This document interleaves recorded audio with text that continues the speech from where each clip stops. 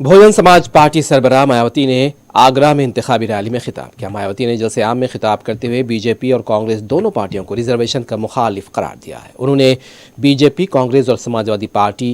को private sector में तहफ़्फ़ुज़ात की फराहमी को नज़रअंदाज करने का भी इल्ज़ाम लगाया। मायावती ने मुफ्त राशन की तकसीम पर कहा कि वज़ीर-ए-आज़म मोदी अपनी निजी रकम से नहीं बल्कि अवाम के टैक्स की रकम से राशन तकसीम कर रहे हैं। उन्होंने राशन तकसीम के मामले में बीजेपी और आरएसएस के दावों को मुस्तरद कर दिया है।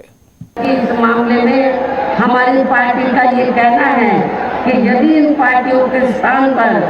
केंद्र में हमें अपनी पार्टी की सरकार बनाने का मौका मिलता है तो तब फिर हमारी पार्टी की बनी सरकार केंद्र में यहाँ अब तक रही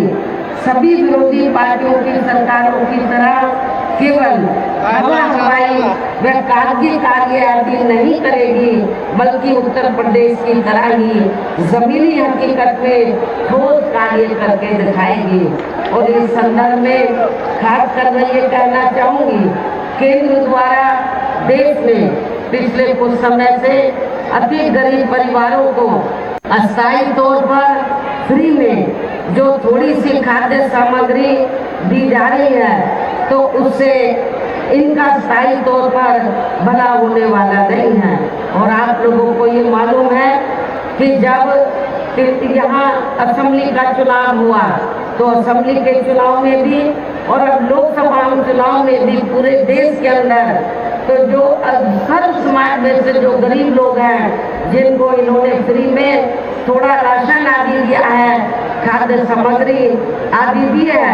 तो उसके एवज में तो ये इन्होंने असेंबली के चुनाव में भी